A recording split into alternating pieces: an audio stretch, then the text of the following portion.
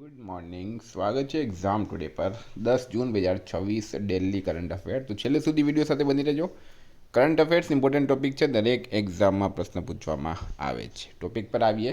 Question number 1 છે, હાલમાં આંતરરાષ્ટ્રીય અભિલેખાગાર દિવસ ક્યારે મનાવવામાં આવ્યો?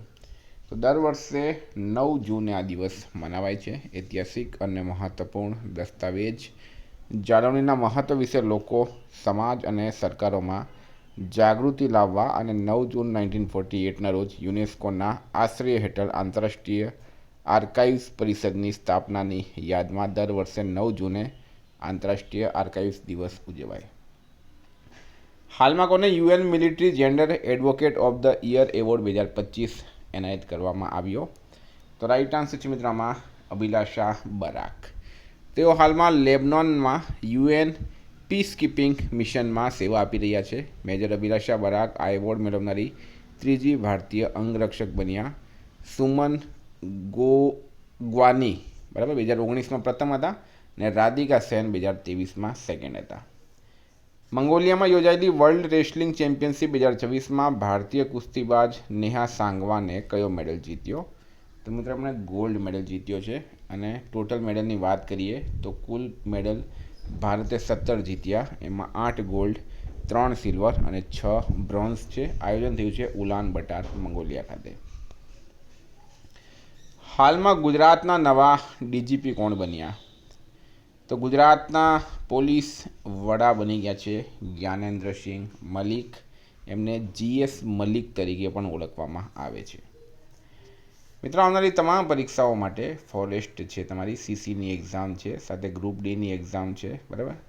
તો એક્ઝામ ટુડેની કરંટ અફેર્સની PDF લઈ લેજો. ડેલી કરંટ અફેર્સ આપણા વિડીયો આવે છે યુટ્યુબ પર, અને છેલ્લા 7 વર્ષથી વિડીયો બનાવીને કરંટ અફેર્સ પ્રોવાઈડ કરનાર આપણે એકમાત્ર ચેનલ છે. એટલે પૂરેપૂરું ઓથેન્ટિક કરંટ અફેર તમને મળશે. 9510419961 પર મેસેજ કરો.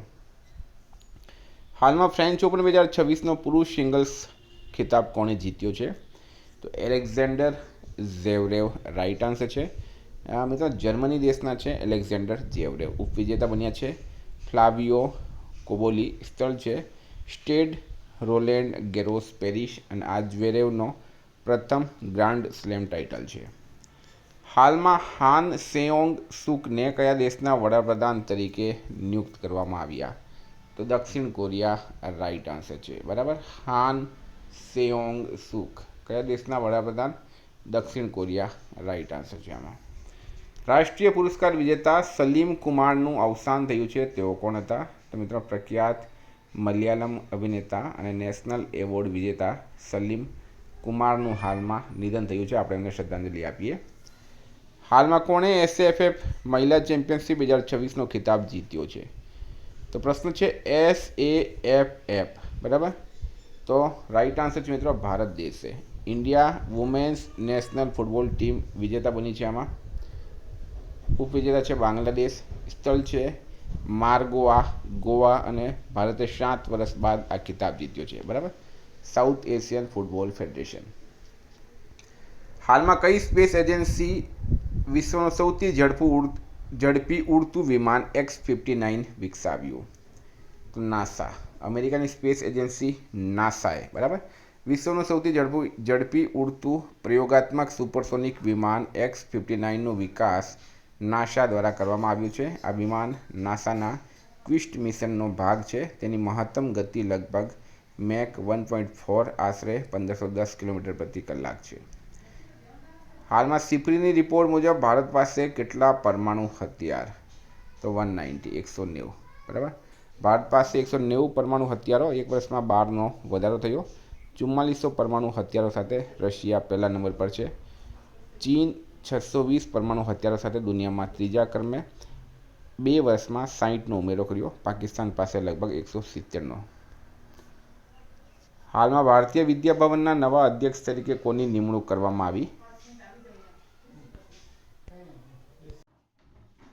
તો ભારતીય વિદ્યા ભવનના નવા અધ્યક્ષ તરીકે કોની નિમણૂક કરવામાં આવી? બનવારીલાલ પુરોહિત રાઇટ આન્સર છે. પંજાબના પૂર્વ રાજ્યપાલ બનવારીલાલ પુરોહિતને સર્વસંમતિથી ભારતીય વિદ્યા ભવનના નવા અધ્યક્ષ ચૂંટવામાં આવ્યા. બેન્કર દીપક પારેખને સંસ્થાના ઉપાધ્યક્ષ બનાવવામાં આવ્યા છે. બનવારીલાલ સુરેન્દ્રલાલ મહેતાનું સ્થાન લેશે? હાલમાં જાપાન અને કયા દેશ વચ્ચે દ્વિવાર્ષિક અભ્યાસ સેરેક્સનું આયોજન કરવામાં આવ્યું? તો મિત્રો દક્ષિણ કોરિયા રાઈટ આન્સર છે. સેરેક્સ પૂરું નામ છે સર્ચ એન્ડ રેસ્ક્યુ એક્સરસાઇઝ. શરૂઆત થઈ છે 1999. આયોજન છે જાપાનની મેરીટાઈમ સેલ્ફ ડિફેન્સ ફોર્સ અને દક્ષિણ કોરિયાની નેવી વચ્ચે. 2026માં 9 વર્ષ બાદ ફરી યોજાઈ છે. હાલમાં મોનાકો ગ્રાન્ડ પ્રિક્સ 2026નો ખિતાબ કોણે જીત્યો? તો કિમી એન્ટોનેલી, એમણે મોનાકો ગ્રાન્ડ પ્રિક્સ 2026નો ખિતાબ હાલમાં જીતી લીધો છે. કયા રાજ્ય સરકારે 1 વર્ષ બાદ તમાકુ અથવા નિકોટિન ધરાવતા તમામ ઉત્પાદનો પર પ્રતિબંધ મૂક્યો? તો મિત્રો રાઈટ આન્સર છે આમાં નાગાલેન્ડ. આ પ્રતિબંધ જાહેર આરોગ્યના હિતમાં અને food safety and standard act 2006 હેઠળ લાગુ કરવામાં આવ્યો છે. હાલમાં કયું રાજ્ય આયુષ્માન ભારત પ્રધાનમંત્રી જન આરોગ્ય યોજના લાગુ કરનાર 36મું રાજ્ય બન્યું? તો મિત્રો એ છે પશ્ચિમ બંગાળ. વાત કરીએ 35મું રાજ્ય તો દિલ્હી છે.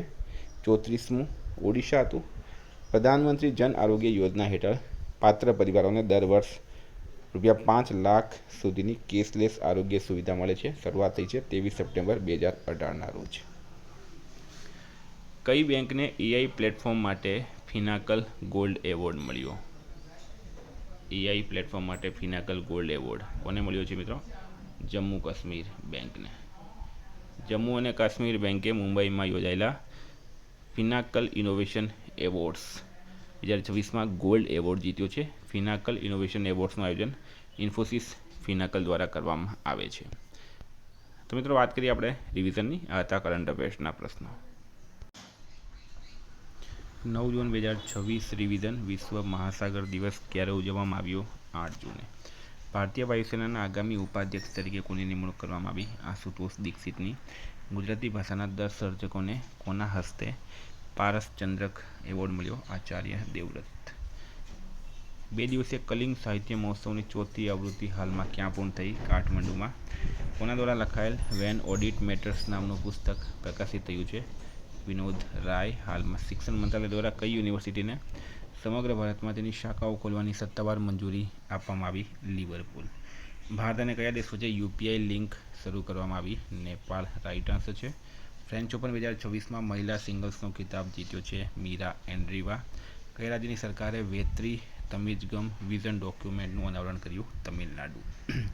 કયા દેશની ખેલાડી રૂમેશ પાથિરાજે રોમ ડાયમંડ લીગ 2026માં 92.62 મીટરના ભાલા ફેંક સાથે ગોલ્ડ જીત્યો? શ્રીલંકા. ગૃહમંત્રી અમિત શાહે અયપ્પા મંદિર સંકુલમાં નવનિર્મિત સબરીસમ ઇમારતનું ઉદ્ઘાટન ન્યૂ દિલ્હીમાં કર્યું. ઇન્ડિયન ઇન્સ્ટિટ્યૂટ ઓફ કાર્ટુનિસ્ટ દ્વારા કાર્ટુનિંગમાં શ્રેષ્ઠતા માટે પ્રતિષ્ઠિત બાર્ટન એવોર્ડ 2026 સુભાની શેખને મળ્યો છે. કયા રાજ્ય સરકારે રાજ્યવ્યાપી અભિયાન યોગાંધ્ર 2026 શરૂ કર્યું? આંધ્રપ્રદેશે. હાલમાં ભારતના 7મા પ્રાદેશિક હવામાન કેન્દ્રનું ઉદ્ઘાટન જમ્મુમાં થયું છે.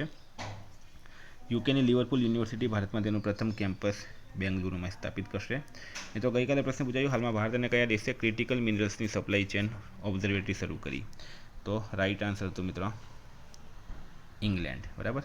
આજનો પ્રશ્ન છે વન્યજીવન ગુનાઓના સંચાલન માટે હાલમાં ડિજિટલ સિસ્ટમ હોક ક્યાં શરૂ કરવામાં આવી? અસમ, ઓડિશા, કેરળમ કે કોઈ નહીં? જવાબ કમેન્ટ બોક્સમાં જણાવો. વિદ્યાર્થી મિત્રો વોટ્સએપ ટેલિગ્રામની લિંક ડિસ્ક્રિપ્શનમાં છે. પીડીએફ માટે 9510411961 પર મેસેજ કરો. Thank you. ફરી મળીશું. જય હિન્દ, જય ભારત.